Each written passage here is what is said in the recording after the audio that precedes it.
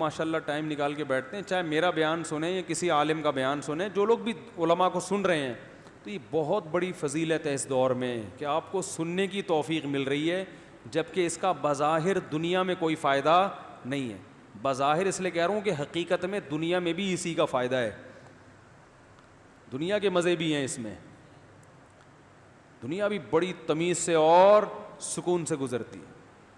میں اپنے بارے میں میں کوئی دیندار نہیں ہوں, اللہ بنا دے, لیکن دین کی طرف نسبت ہے. میں نے جتنی ٹینشنیں پالی ہوئی ہیں معذرت کے ساتھ, جس کو لوگ آج کل ٹینشن کہتے ہیں کہ بھئی اتنے بچے ماشاءاللہ 14 بچے اور یہ حساب, اتنے گھر, گیس کے بل, 3 گھروں کے بجلی کے بل آ رہے ہیں, گیس کے بل آ رہے ہیں, یہ بھرو وہاں پھر اور بچے کے کبھی یہ مسئلہ ہو گیا. آج صبح ایک بچی کو بخار تھا, 11:30 بجے گھر میں تھا, اس کو ڈاکٹر کے پاس لے کے جاؤ. میں نے کہا 11:30 بجے میں نہیں لے کے جا رہا, پیناڈول کھلاؤ, ٹھیک ہے نا. 11:30 بجے میں سونے کے لیے لیٹا ہوں, بچی کو ڈاکٹر, وہ تو بچے ہیں تو ظاہر ہے یہ سب چیزیں ہوں گی. تو خیر اللہ کا شکر ہے زیادہ طبیعت خراب نہیں تھی. تو یہ لوگ کیا بولیں گے یار کتنی ٹینشن. تو ایک چھوٹا سا چٹکلا سنا دوں, ہمارے ایک رشتہ دار نے بھیجا, پتہ نہیں صحیح ہے غلط ہے, لیکن اس کا جو مضمون ہے نا وہ بالکل درست. کہتے ہیں جاپانیوں کو جو ہے نا, جیپنیز کو تازہ مچھلی کھانے کی عادت ہے, بالکل سمندر سے نکلی ہوئی تازہ.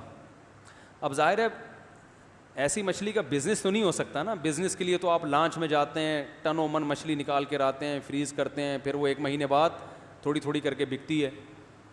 تو جیپنیز کو شوق تھا کس کا؟ تازہ مچھلی کا. تو تاجروں نے سوچا کہ بھئی ایک حل تو یہ ہے کہ مچھلی کو یعنی لانچوں میں ہی برف لے کے جاؤ یا ڈی فریزر, تو مچھلی پکڑتے ہی کس میں ڈال دو؟ لانچ میں ڈال دو. تو جب یہ ہوا تو شروع میں تو یہ چلا, لیکن جیپنیز کو وہ فروزن مچھلی میں بھی مزہ نہیں آیا. ظاہر ہے فریز ہونے کے بعد بھی گوشت کا ٹیسٹ تھوڑا سا چینج ہو جاتا. انہوں نے کہا نہیں بھائی. اب تاجروں نے کہا یار یہ مزہ نہیں آ رہا, دماغ لڑایا وہ جاپان کے تاجر. تو انہوں نے دوسرے طریقے سوچے کہ بھائی مچھلیوں کو لا کے ٹب میں ڈال دیا جائے پانی میں, اور جیسے ہوٹلوں میں جو تالاب ہیں ان میں ڈال دیا جائے, ان کو خوراک دی جائے. جس کسٹمر کو مچھلی چاہیے بھائی یہ تازہ مچھلی نکالی, پکائی, کھائی. لیکن اس کا بھی ٹیسٹ چینج ہو جاتا تھا, کیونکہ سمندر میں مچھلی جس اسپیڈ سے دوڑتی ہے وہ ٹب میں آنے کے بعد اتنی محدود جگہ پہ اس کی اسپیڈ سلو ہو جاتی ہے. صحیح ہے نا. اور وہ اس میں فریشنس اور تازگی نہیں رہتی, نیچرل ماحول میں نہیں ہے نا. 1 مہینے سے ٹب میں ہے تو یہاں سے وہاں گئی, وہ چربی چڑھے گی, اس کے اوپر فیٹ کچھ بھی ہوتا ہے, ٹیسٹ میں وہ مزہ نہیں تھا جو سمندر سے تازہ نکالی ہوئی مچھلی میں تھا. اب جاپان کے لوگ وہ تاجر پریشان ہوئے, یار اس کے بھی بات نہیں بن رہی, لوگ اتنی اسپیڈ سے کھا نہیں رہے ہیں تو کیا کریں.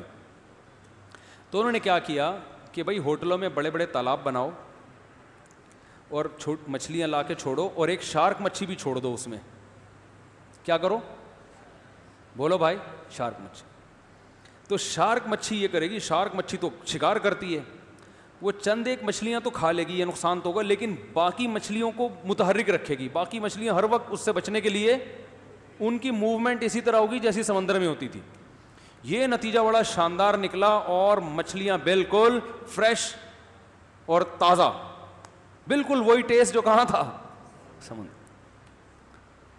تو اگر آپ بھی بالکل فریش اور تازہ رہنا چاہتے ہیں تو گھر میں 1 عدد بیوی بولو بھائی رکھ لیں, جو ہر وقت آپ کے تعاقب میں لگی رہے. کہاں سے آ رہا ہے, کہاں جا رہا ہے, ادھر کیوں گیا تھا, ادھر سے کیوں آ رہا ہے, وہاں کیوں جا رہا ہے, ادھر کیوں جا رہا ہے, انڈے لینے بھیجا تھا کیوں نہیں لے کر آیا, دہی لینے بھیجا تھا کیوں نہیں لے کر آیا, میری اماں کو کیوں نہیں پوچھا, اور آدمی بھاگتا رہے ہر وقت. تو آپ سوچو جس کے گھر میں 1 شارک مچھلی ہو وہ اتنا فریش ہوگا جس کے گھر میں 3 یا 4 ہوں, وہ تو موٹا ہو ہی نہیں سکتا. تو یہ ایک چٹکلا ہے, اس کو خواتین پریشان ہوتی ہیں, ہمیں کیا کیا مثالوں سے سمجھایا جا رہا ہے. آپ کی تعریفیں ہو رہی ہیں, آپ کی تعریف ہو رہی ہیں کہ مرد کو فریش رکھنے کا آپ بہترین ذریعہ ہیں. دیکھو کنوارے آدمی کیسے سست پڑے ہوئے ہوتے ہیں نا, اٹھ ہی نہیں رہے ہوتے. باپ کے کہنے سے کون اٹھتا ہے بھائی آج کل بستر سے, ابا کی کون سنتا ہے. تو ایک دم شادی ہو جاتی ہے, آپ دیکھ لو, تجربہ کر کے دیکھو, ایسا فریش ہو جائے گا, ادھر جا رہا ہے ادھر آ رہا ہے. تو میں لوگوں کو جب دیکھتا ہوں میں حیران ہوتا ہوں کہ یار تمہاری تو کوئی ذمہ داری نہیں ہے اور اتنی ٹینشن ہو. اور اللہ کا شکر ہے, میرا کمال نہیں ہے, اللہ کا فضل ہے. اصل میں تو آخرت ہے, اصل وہ تو اللہ ہی جانتا ہے کیا ہوگا. اتنا اللہ نے خوش رکھا ہوا ہے, اتنا خوش رکھا ہوا ہے. یہ نہیں کہ دنیا میں کوئی غم نہیں ہے ہمیں. جو غم لوگوں کو ہوتے ہیں وہ ہمارے ساتھ بھی ہیں, ہمارے بھی مسائل ہیں. بہت سے لوگ آتے ہیں مسائل آپ حل کرتے ہیں. میں نے کہا اس مسئلے میں تو میں خود مبتلا ہوں, میں آپ کا مسئلہ کیسے حل کروں. جو نارملی گھروں میں مسائل چل رہے ہوتے ہیں سب کے ساتھ, وہ ہمارے ساتھ بھی ہوتے ہیں. سارے مسئلے ہمارے بھی حل نہیں ہوئے. تو میں کہتا ہوں یہ جو ہم پاکستانیوں کو جو غم ہے نا, تھوڑے دن کے لیے گوروں کو دے دو, وہ سارے خودکشی سے مر جائیں گے. یہ بارش جو کراچی میں ہوئی ہے اس کے بعد جو حشر ہوا, یہ گوروں کو دے دو, بچے گا کوئی بھی نہیں بچے گا. سارے مرمرا کے ویسی گٹر دھلے ہیں بارش میں. کراچی میں جو بارش ہوتی ہے نا اس کا بہت زبردست فائدہ ہوتا ہے, گٹر دھل کے صاف ستھرے ہو جاتے ہیں. میں نے پرسوں جو یعنی چند دن پہلے جو بھی بارش ہوئی نا, بہت تیز بارش بہت تباہی بارش ہوئی ہے کراچی میں, اس میں نے دیکھا, میں تو نہاتا ہوں اکثر بارش میں دیکھتا ہوں, تو میں نے یہ دیکھا کہ جتنے گٹر تھے نا گلی محلے میں سارے ابل رہے ہیں, کالا پانی نکل رہا ہے. اور آپ نے دیکھا ہوگا گلیوں میں کالا پانی چل رہا ہے. بہت تیز بارش ہوئی تھی, آپ کو پتہ ہے بہت ہی زیادہ ہو گئی, یعنی کراچی میں تصور سے زیادہ بارش ہوئی ہے ابھی چند دن پہلے. تو اتنا گٹر کا پانی کالا نکل کے صاف پانی آنا شروع ہو گیا. حقیقت ہے. میں نے لوگوں سے کہا, میں نے کہا خوشخبری کی بات یہ ہے کہ گٹر دھل کے صاف ہو گئے یار, جو کام قیامت تک نہیں ہو سکتا تھا. تو چلو گلی محلے صاف نہیں ہوئے, گٹر تو الحمدللہ صاف ہو گئے. اب اگر کوئی گٹر میں نہانا چاہے تو نہا سکتا ہے. آج کل صاف پانی چل رہا ہے گٹروں میں, اس سے پہلے کہ دوبارہ گندا ہو جائے. تو بتاؤ جن کی بارشوں میں گٹر دھلتے ہو, گورے اس ماحول میں زندہ رہیں گے؟ تو خیر یہ تو ایک مزاح ہے, لیکن حقیقت یہ مزاح نہیں ہے کہ گٹر دھلے ہیں, یہ حقیقت ہے. گٹر واقعی دھل کے صاف ہوئے ہیں, یہ مزاح نہیں کر رہی, حقیقت ہے. اب آپ گٹر کے ڈھکن ہٹا کے دیکھیں, کالا والا نظر نہیں آئے گا آپ کو, اس میں بالکل صاف ستھرا صاف پانی نظر آئے گا آپ کو. اتنا پانی بہا ہے نا گٹروں سے نکل کے گیا ہے. تو یہ مزاح ہے کہ وہ انگریز زندہ نہیں رہیں گے, لیکن حقیقت ہے کہ جو ٹینشنیں یہاں ہیں اس کے باوجود امیدیں ہیں, کیونکہ دنیا کو کیا سمجھتے ہیں, مسافر خانہ. ایک ویژن ہے, ایک اصل ہدف ہے. ہمارے ایک بڑے زبردست دوست ہیں سلیمان احمد صاحب, بڑے زبردست آدمی ہیں. انہوں نے آج ایک واقعہ سنایا کہ گورے کا کوئی ہدف ہی نہیں ہے نا, کوئی ویژن ہی نہیں ہے. آپ لوگوں سے پوچھیں تم کس کے لیے جیتے ہو, کوئی کہے گا میں اپنی فیملی کے لیے جیتا ہوں, کوئی کہے گا میں اپنے کنٹری کے لیے جیتا ہوں, کوئی کہے گا میں اپنے باپ کے لیے جیتا ہوں, کوئی کہے گا میں اپنے دوست کے لیے جیتا ہوں. فلموں میں بھی یہی دکھایا جاتا ہے, میں فلاں کے لیے جیتا ہوں, میری زندگی تم.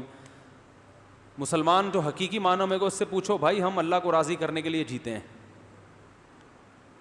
ان صلاتی و نسکی و محیایا و مماتی, اے نبی آپ ان سے کہہ دیجئے میری نماز, میری قربانی, میری زندگی اور میری موت سب کس کے لیے, اللہ کے لیے. لہذا اس وقت تک جئیں گے جب تک اللہ جینے کا حکم دے گا.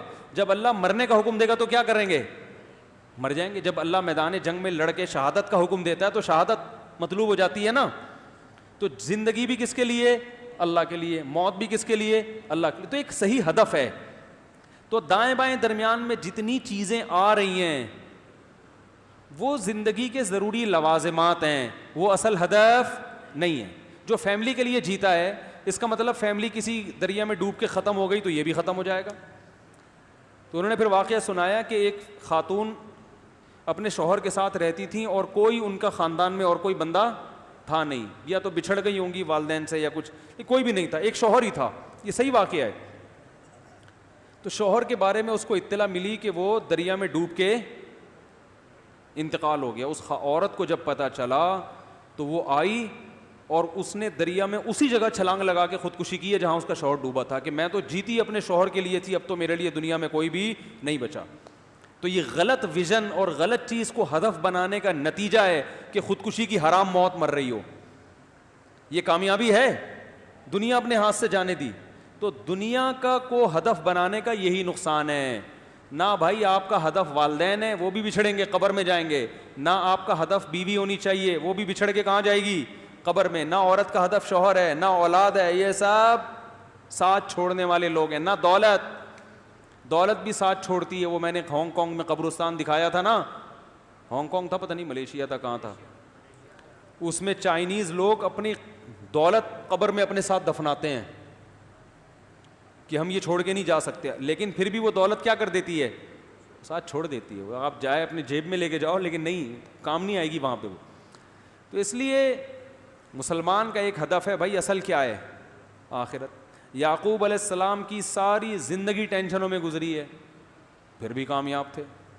ہدف کیا تھا, اللہ کی رضا. انہوں نے کہا اللہ اگر مجھے میری اولاد کو بچھڑوا کے میرا صبر چیک کرنا چاہتا ہے, غم تو ہوتا ہے انسان کو, لیکن اس غم میں یہ تسلی ہوتی ہے کہ ہدف تک پہنچنے کا یہ ذریعہ ہے غم, یہ غم بھی مجھے میرے ویژن میں کامیاب بنانے کا ذریعہ ہے. تو اس غم کو برداشت کرنا آسان ہو جاتا ہے, اور جو غم آپ کے ٹارگٹ تک پہنچنے کا ذریعہ نہ ہو, اس غم میں انسان کی ٹینشن بڑھتی ہے. مثال سے بات سمجھاتا ہوں, 2 مثالیں دوں گا خاندانی. آپ کو تیز بخار ہے, آپ ڈاکٹر کے پاس گئے, ڈاکٹر نے ٹیکا ٹھوک دیا, سوئی لگنے کی تکلیف ہوتی ہے نا, لیکن اس تکلیف میں نہ تو آپ رکھ کے چماٹ مارتے ہیں ڈاکٹر کو, اوئے کیا کر رہے, شرم نہیں آتی, بس تھوڑی سی اوئی نکلے گی بس, خودکشی کے خیالات بھی نہیں آئیں گے, کیونکہ آپ کا ہدف ہے صحت. آپ کو پتہ ہے یہ تکلیف صحت کا پیش خیمہ ہے, صحت تک پہنچانے کا ذریعہ. بلکہ تھینک یو بھی کہتے ہیں, ڈاکٹر صاحب زیادہ زور سے تو نہیں چیخا, کہیں آپ ڈر تو نہیں گئے ہیں, چیختا ہے, غم بھی ہوتا ہے, تکلیف بھی ہوتی ہے. ایک اور مثال, آپ نے جانا تھا لانڈی. کہاں جانا تھا, لانڈی. آپ بیٹھ گئے ایسی بس میں جو کھٹارا ہے, غم دے رہی ہے, جو کراچی کی بسیں اکثر دیتی ہیں. کراچی کی بسیں اکثر کیا دیتی ہیں, دکھ اور غم کے سوا. مجھے بڑا دل چاہتا ہے بس میں سفر کرنے کا. اصل میں اب میری شہرت اتنی ہو گئی ہے, کہیں بس میں لٹکو تو سب پہچان جاتے ہیں, جہاں جاؤ اب لوگ پھر وہ پہچان جاتے ہیں, اب وہ آزادی سلب ہو جاتی ہے انسان. ورنہ بسوں میں سفر کا اپنا ہی مزہ ہے بھائی, بیٹھو چل ہی نہیں رہی. آدمی کہتا ہے ابے, وہ نیو کراچی میں ایک بس تھی نا, وہ چل نہیں رہی تھی, تو پیچھے ایک بڑے میاں کہہ رہے ہیں ڈرائیور کو, ابے تیرے کو نیمبو چٹاؤں کیا, چلنا ہل ہی نہیں رہا. لوگوں سے کہہ رہا ہے اس کو نیمبو چٹا, یہ اپنا مزہ ہے بھائی اس کا, چل ہی نہیں رہی. چل رہی ہے تو وہ اتنی ہل رہی ہے. تو میں نے ایک دفعہ بس میں سفر کیا, اتنی اسپیڈ سے جا رہا تھا وہ, اور کراچی کی سڑکوں کے کھڈوں سے 3-4 شیشے اس کے ویسے ہی ٹوٹ گئے بغیر کسی ایکسیڈنٹ کے. پیچھے لوگ بیٹھے ہوئے تھے سیٹ پہ, ایک کھڈا آیا تو سیٹ اچھل کے آگے گری ہے, پبلک بھی آگے. پھر وہ کنڈکٹر نے آگے نا دوبارہ سیٹ لگائی ہے. اپنا مزہ ہے بھائی اس لائف کا. تو دل چاہتا ہے کہ کبھی لٹک کے بھی سفر کریں, اور دیکھیں کنڈکٹر اتنے رش میں پچھلے گیٹ سے گھس کے اگلے گیٹ سے نکلتا کیسے ہے.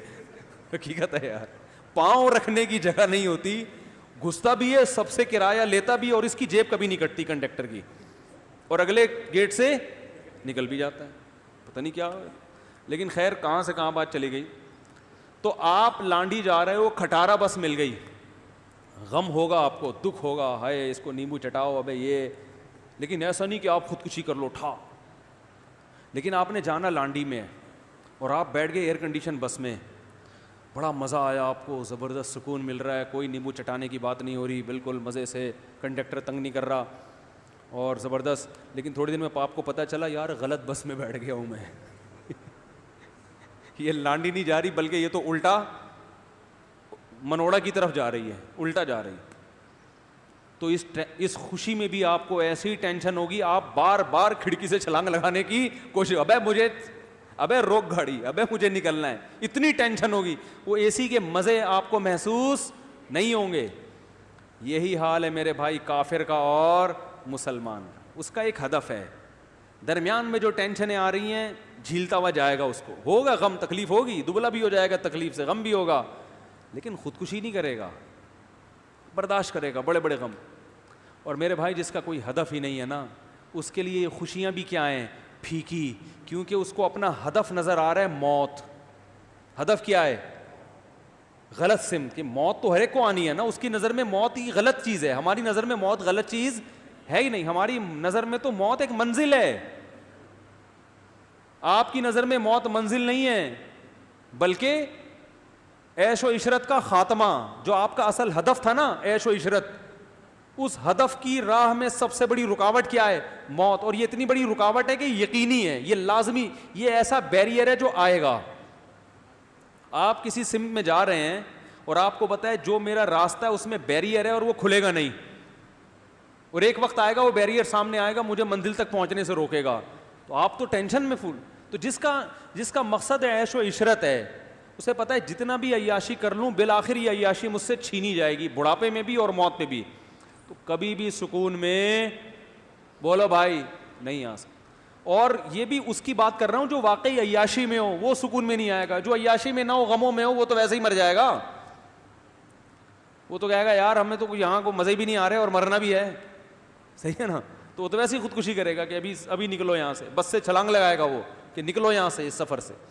تو اس لیے میرے بھائی یہ جو علماء کی مجلسوں میں آپ بیٹھتے ہیں، چاہے کسی بھی عالم کی مجلس میں دین سنتے ہیں، اس سے صرف آپ کا آخرت کا فائدہ نہیں ہے بلکہ دنیا کا بھی فائدہ. سکون آپ کو یہی